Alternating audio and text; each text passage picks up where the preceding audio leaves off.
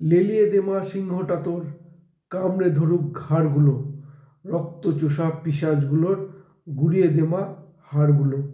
চুষছে যারা রক্ত সবার, করছে যারা হাড্ডিসার, গরিব দুঃখীর রক্ত রেঙে সাজায় যারা গুলবাহার।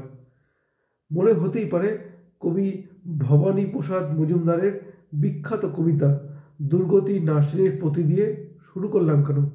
কারণ এই কারণেই যাদের কথা এখানে বলা হচ্ছে, অর্থাৎ যারা গরিব দুঃখীর রক্ত চুষে যারা গুলবাহার বানানোর চেষ্টা করছেন, সেই বাংলাদেশের প্রধান উপদেষ্টা মোহাম্মদ ইউনূস এবং তার চেলা চামুন্ডারা যেভাবে বাংলাদেশে অরাজকতা সৃষ্টি করে চলেছেন, তাই নিয়ে কিছু কথা বলার জন্যই এই ভবানী প্রসাদ মজুমদারের বিখ্যাত কবিতা দুর্গতি নাসিনীর প্রতি দিয়ে শুরু করলাম।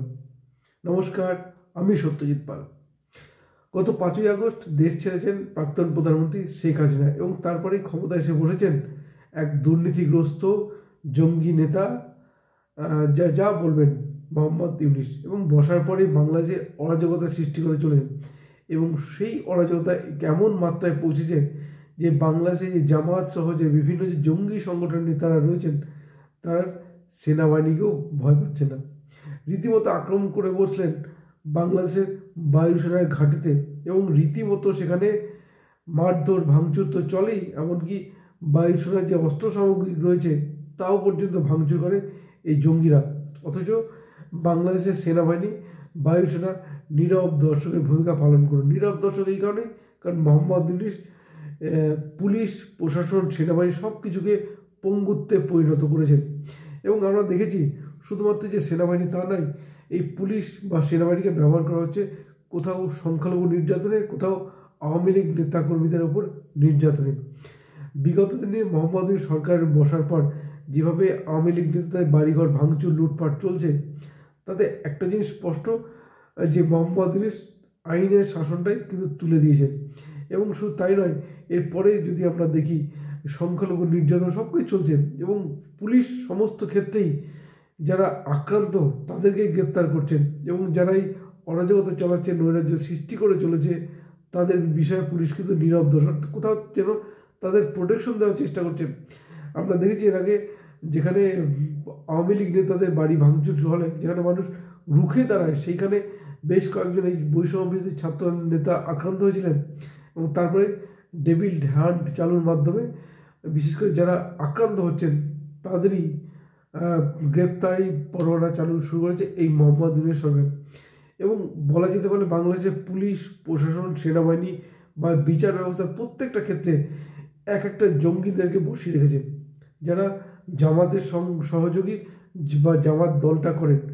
স্বাভাবিকভাবেই প্রশ্ন উঠছে যে জঙ্গিরা যদি ক্ষমতার শীর্ষে বসে থাকে, যদি বিচার ব্যবস্থার জায়গায় বসে থাকে, তাহলে সে দেশে বিচার ব্যবস্থা বলে কী থাকতে পারে? আর বিচার ব্যবস্থা যে উঠে গেছে বা আইন প্রশাসন যে তুলে দিয়েছে, বাংলাদেশে বিচার ব্যবস্থা বলে কিছু নেই, তাতেই বৈষম্য বিরোধী ছাত্র আন্দোলনের তারা আগেই পরিষ্কার করেছেন। তার কারণ গণ অভ্যুত্থানের পরে তারা কিন্তু বাংলাদেশের সুপ্রিম কোর্টের যে প্রধান বিচারপতি, তার বাড়ি আক্রমণ হয়েছিল, এই আক্রমণ করেছিলেন এই জঙ্গি নেতারা। ফলে স্বাভাবিকভাবেই যে বাংলাদেশের নৈরাজ্য সৃষ্টি করেছেন। এবং নৈরাজ্যের আরও এক ধাপ আমরা জানি, জামাতের যে নেতা, যিনি 1971 মুক্তিযুদ্ধে পাকিস্তানের সমর্থন জানিয়েছিলেন, পাকিস্তানের সমর্থন জানিয়ে বলা যেতে পারে হাজার হাজার বাংলাদেশের নাগরিকের, নিরাপদ মানুষকে খুন করেছিলেন, হত্যা করেছিলেন, মহিলাদের সম্ভ্রম হত্যা করেছিলেন, সেই জামাত নেতা কিন্তু মুক্তি দিতে চলেছেন এই মোহাম্মদ ইউনূস সরকার। এখন এই জামাত নেতা কিন্তু রীতিমতো ফাঁসির সাজা পেয়েছিলেন। বাংলাদেশের আদালত তারা কিন্তু ফাঁসির সাজা শোনায়, কিন্তু মোহাম্মদ ইউনূস সরকার বিচার ব্যবস্থায় এমন জায়গায় নিয়ে চলে এসেছেন যার ফলে জামিন পেতে চলেছেন এই জঙ্গি। এবং কয়েকদিন আগে আমরা যেটা দেখলাম যে বাংলাদেশের স্বরাষ্ট্র উপদেষ্টা জাহাঙ্গীর আলম চৌধুরী, তিনি রাত 2টোর সময় সাংবাদিক সম্মেলন করলেন। তারপর যে চাপ সৃষ্টি হয়েছে, যে বাংলাদেশে যে অরাজকতা সৃষ্টি করেছে, যে নৈরাজ্য সৃষ্টি চলেছে, যার ফলে আইন কানুন নিয়ে তার বিরুদ্ধে প্রশ্ন উঠছে এবং তিনি এইখানে দাঁড়িয়ে বলা যেতে পারে বাংলাদেশের মানুষকে সারপ্রাইজ দেওয়ার জন্য রাত 2টোর সময় সাংবাদিক সম্মেলন করলেন, কিন্তু কোনো ব্যবস্থা নিলেন না। কিন্তু প্রশ্ন যে পুলিশ প্রশাসন বা সেনাবাহিনী কি, এর আগে তো আমরা গণ অভ্যুত্থানও দেখি, সেনার অভ্যুত্থানও দেখিনি, সেনা শাসনও দেখেছি বাংলাদেশে। তাহলে এই সেনাবাহিনী কি কোনো পদক্ষেপ নিতে পারছে না? যেখানে মোহাম্মদ ইউনূস সরকার কোনো জনগণের দ্বারা নির্বাচিত নয়, শুধুমাত্র বলা যেতে পারে ভয় দেখিয়ে একটা পরিকল্পনা আমেরিকার টাকায় বা বিভিন্ন জঙ্গি গোষ্ঠীর মদতে নির্বাচিত সরকারকে সরিয়ে জোর করে ক্ষমতায় বসে আছে।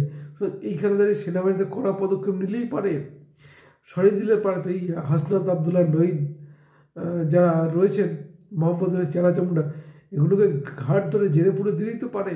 কিন্তু সেনাবাহিনী কী করছে? তার কারণ সেনাবাহিনী যে পদমর্যাদা বা প্রধান স্তরে বেশ কিছু রদবদল করে মোহাম্মদ ইউনূস জামাত সহ নিজের চেলাচামুন্ডাকেই বসিয়ে রেখেছেন। এই যে বিচার ব্যবস্থার কথা বললাম, যেখানে ফাঁসির সাজাপ্রাপ্ত আসামি জামাত বা রাজাকার যে জামিনে মুক্তি পেতে চলেছেন, সেইখানে দাঁড়িয়ে বিচার ব্যবস্থার যে ধ্বংসের মুখে তা বলার অপেক্ষা রাখে না। পুলিশ, প্রশাসন, সেনাবাহিনী সব ক্ষেত্রে কিন্তু জামাতের নেতারা বসে আছেন। আর যার ফলেই বাংলাদেশে নিরাপত্তার মানুষের এক কথায় বলা চলে তাদের কোথাও জেল খাটতে হচ্ছে। আমরা জানি চিন্ময় কৃষ্ণপ্রভু, তিনি রয়েছেন জেলে প্রায় কয়েক মাস হয়ে গেল, তাকে জেলে বন্দি করেছে এই মোহাম্মদ ইউনূস সরকার। কিন্তু ফাঁসির সাজাপ্রাপ্ত রাজাকার তাকে মুক্তি দিতে চলেছেন। সুতরাং মোহাম্মদ ইউনূসের এক কথায় ইঙ্গিত স্পষ্ট যে তিনি কোনো রকম বাংলাদেশে আইনের শাসন প্রতিষ্ঠা করতে চান না। তিনি চান এই যে বৈষম্যবিরোধী ছাত্ররা তারা রাজনৈতিক দল তৈরি করুক, তাদের তৈরি করা দল ভোটে জিতে ক্ষমতায় ফিরুক এবং তিনি আবার সেই ক্ষমতায় বসবেন। অর্থাৎ তিনি ক্ষমতায় থাকতে চান। আর ক্ষমতায় না থাকলে আমরা জানি তার বিরুদ্ধে 600 কোটি টাকার ট্যাক্স ফাঁকির অভিযোগ রয়েছে এবং রীতিমতো আদালতে প্রমাণিত। এবং এইখানে দাঁড়িয়ে বাংলাদেশের জনগণের দ্বারা নির্বাচিত সরকার যদি বসে, তাহলে যে তাকে জেলের ঘাড়ি টানতে হবে তা বলার অপেক্ষা রাখে না। আর সেখানেই বিচার ব্যবস্থা, পুলিশ, প্রশাসন, সেনাবাহিনী সব কিছুকে প্রহসনে পরিণত করেছেন এবং বলা যেতে পারে বাংলাদেশের মানুষের এক অস্থির জীবন এনে দিয়েছেন, যেখানে শুধুমাত্র অশান্তি, হিংসা, চুরি, ডাকাতি, লুটপাট, এমনকি সাধারণ মানুষের নিরাপত্তা তো নেই, পুলিশের নিরাপত্তা নেই বাংলাদেশের সেনাবাহিনীর। এর জন্য দায়ী এই মোহাম্মদ ইউনূস, অপদার্থ মোহাম্মদ ইউনূস। আর এই প্রতিবেদন শেষ করার আগে সেই কবিতা দিয়ে আবার শেষ করব। লেলিয়ে দেওয়া সিংহ ঠাতুর কামড়ে ধরুক ঘাড়গুলো, রক্ত চোষা পিশাচগুলোর গুড়িয়ে দেওয়া হাড়গুলো, চুষছে যারা রক্ত সবার, করছে যারা হাড্ডি সার, গরিব দুঃখীর রক্ত রেঙেই সাজায় যারা গুলবাহার। কি বলবেন আপনারা?